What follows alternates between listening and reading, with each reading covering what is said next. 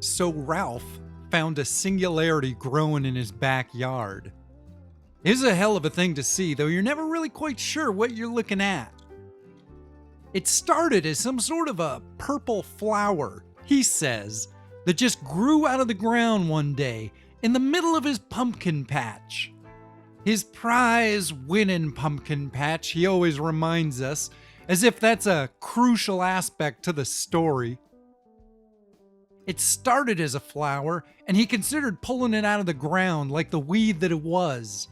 But following a strange compulsion connected to an odd dream he could barely remember having, he let the flower grow.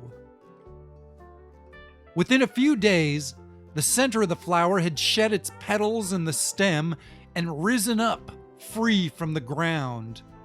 The rest of the flower just fell off and faded away during the night, and then, at around noon the next day, the center began to spin until it seemed to become a small, shimmering vessel of unexplainable energy, all about the size of a hen's egg.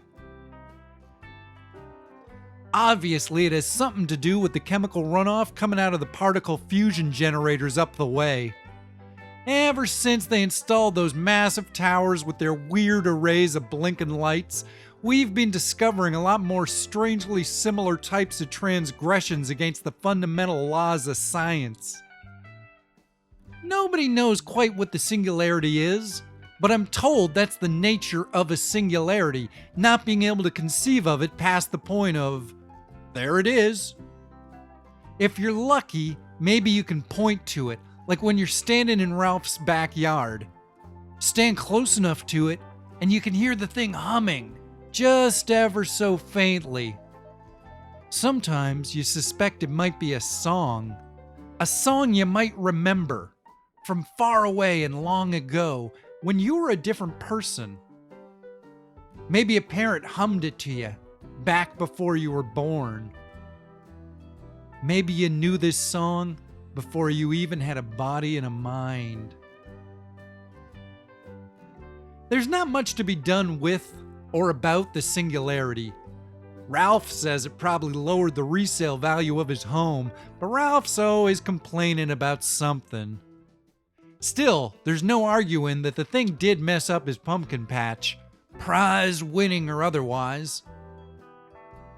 And it did something to that little Jenkins girl. Of course, we don't know what, we can't even prove it, but it did something to her. She was warned not to play with it, but you know how some kids are. It was like she couldn't help herself. Like she was compelled. A bit like Ralph was when he let it grow. This little girl, she was near about 10 years old.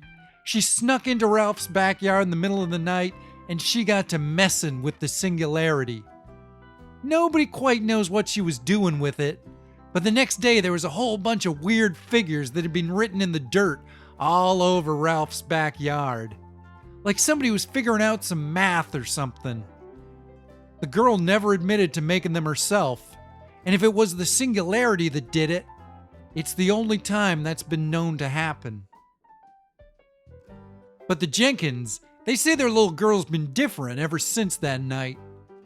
For one thing, her voice dropped about 6 octaves, they say, and I must admit, though I'd never encountered the child before, it did have an awfully deep voice for such a whimsical-looking little kid. And then there were the stories. The little girl, the parents say, keeps telling these stories ever since the night she spent with the singularity.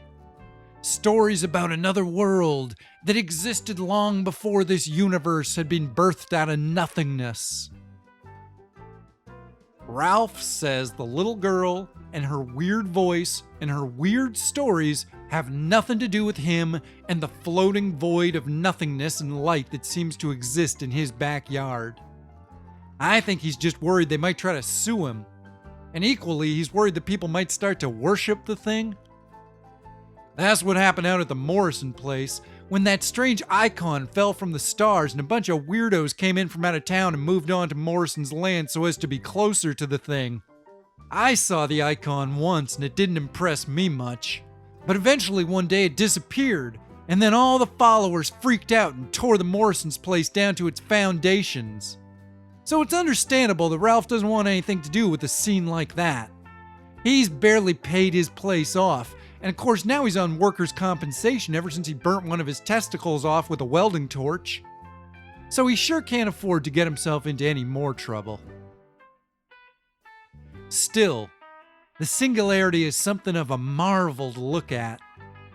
Due to his fear of cults and legal action, Ralph won't even let any scientists inspect the thing, which I think's a real pity, since it would be neat to know more about it. Maybe it could be useful for something in some sort of way, like as a source of energy or something. Ultimately, I guess the thing will just have to stay a singularity, a mystery. Just one more thing in this damn town that makes you say, huh, I wonder what that thing there is.